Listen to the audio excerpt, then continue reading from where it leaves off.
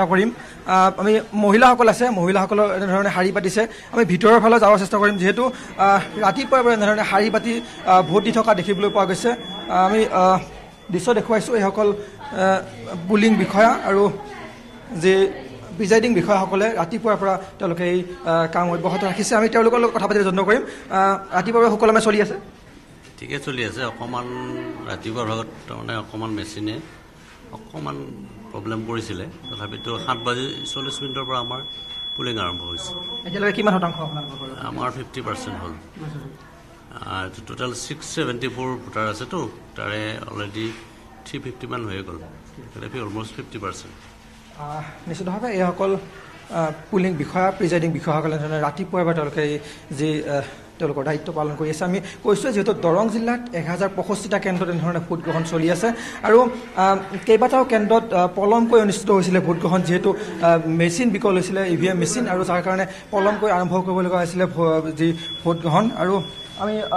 দৃশ্য দেখুৱাইছোঁ এইসকল ভোটাৰ এনেধৰণে ৰাতিপুৱাৰ পৰা শাৰী পাতি থকা দেখিবলৈ পোৱা গৈছে আৰু যিহেতু কণ কণ শিশু লগত লৈ তেওঁলোকে এই ভোটগ্ৰহণ কেন্দ্ৰলৈকে আহিবলগীয়া হৈছে দৃশ্য দেখুৱাইছে মঙলদৈ কলেজিয়েটৰ দৃশ্য আৰু কলেজিয়েট হাইস্কুলত 4টাকৈ ইয়াতে ভোটগ্ৰহণ কেন্দ্ৰ আছে আৰু ভোটগ্ৰহণ কেন্দ্ৰত ৰাতিপুৱাৰ পৰা যে ভোটাৰসকলে যিধৰণে শাৰী পাতি তেওঁলোকে ভোট দি থকা দেখিবলৈ পোৱা গৈছে আৰু ভোট দিব আহিছে হয় ভোট দিব আহিছোঁ ভাল লাগছে আহি ৰাতিপুৱা 6টাৰ পৰা লাইন ধৰি আছোঁ আনন্দ মন ফিল হৈছে ভাল লাগছে এতিয়ালৈ দিব পৰা নাই আৰু অলপ সময় লাগিব প্ৰথমবাৰ ভোট দিছে আগতে ভোট দিছে না আগতে মই 3বাৰ দিছোঁ এইটো 4 নম্বৰ হ'ব এই ধৰণে আমি মহিলাসকলৰ লগত কথা পাতিবলৈ যত্ন কৰিম আমি